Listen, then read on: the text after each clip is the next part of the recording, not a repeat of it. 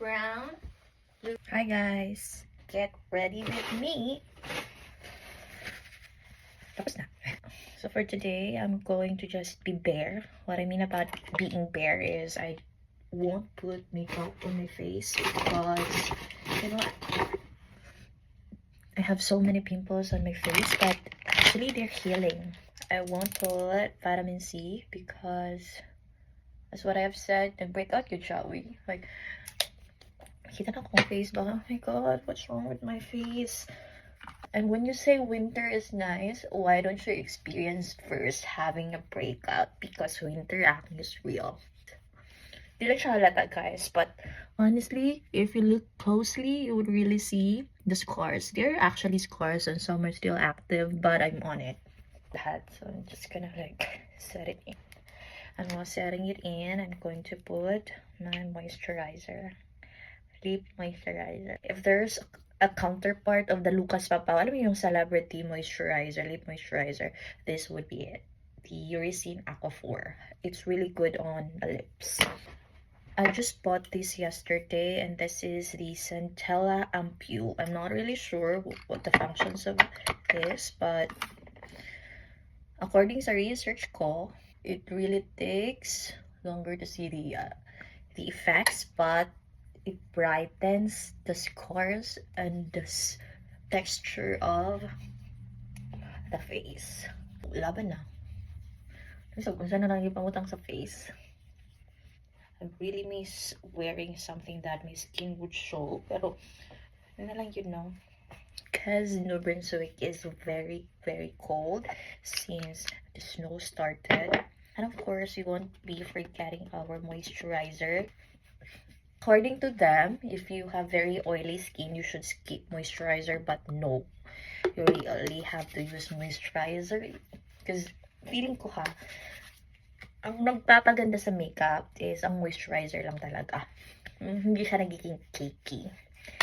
As much as I'd like to use the Beauty of Johnson, it's very difficult for me because, you know, I have scar and pupunta tayo sa airport nung at least makakover natin yung mga bakas ng kahapon. Oh shit. What I'm using is La Roche-Posay and Thelia's, the tinted sunscreen.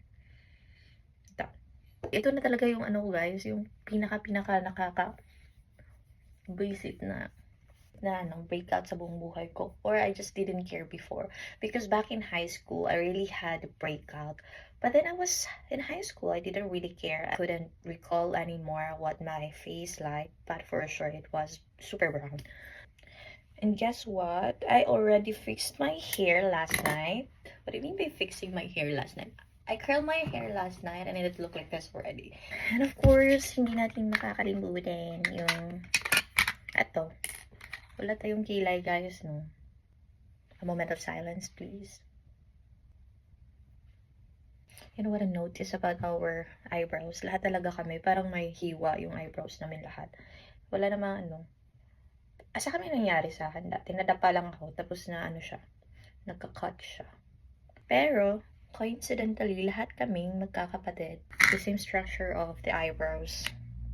The color of Capricorn, my zodiac sign, is brown and beige or something brown. And that's really my favorite color now that I'm turning 30. But I'm more into neutral colors now. Born to be brown. What? Born to be brown. No, I'm not. Shut up. I'm born to be white. Filipino. Saying I hate being a Filipino, I just want to be white because that's a standard beauty in the Philippines. It's encrypted in my whole being already. Wherever I go, I really want to whiten my skin. But now that I'm already here in Canada, I don't have any whitening products anymore. Like, parang embrace ko na lang din maging brown. Mahal yung Kojic dito, guys. Siyempre, imported na siya. Tsaka ayoko naman bumili ng sabon na nagkakahalaga na ng 500. Yung 1 bar lang ng soap ng Kojic. Yung Kojisan. Diba? At ng mga pants ko na nabili dito is blue. Lahat talaga blue. Parang yung gold brown din, no? Ang ganda. Lagyan natin na 2 years na ito, ginagamit pa rin. Ito lang ang look natin for today's video. Because baka mag-break out pa ako ng malala.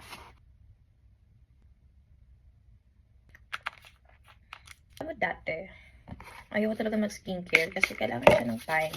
Kailangan mong mag-google ng oras to skincare.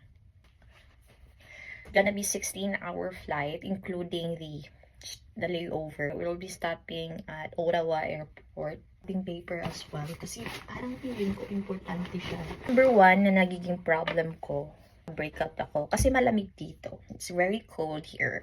And if you have a very oily skin, cold weather or cold countries are not gonna be good for you. So you gotta prepare for that one. Yung mga nagsusnow skin, tapos oily skin ka. My gosh, and very sensitive. Ito talaga nagdadala lahat. My gloves are brown. And then, brown also the coat. So, that's brown also my shoes. So, ito. Oh. Wala na akong pake. Ano mangyayari? Ito just an ordinary day.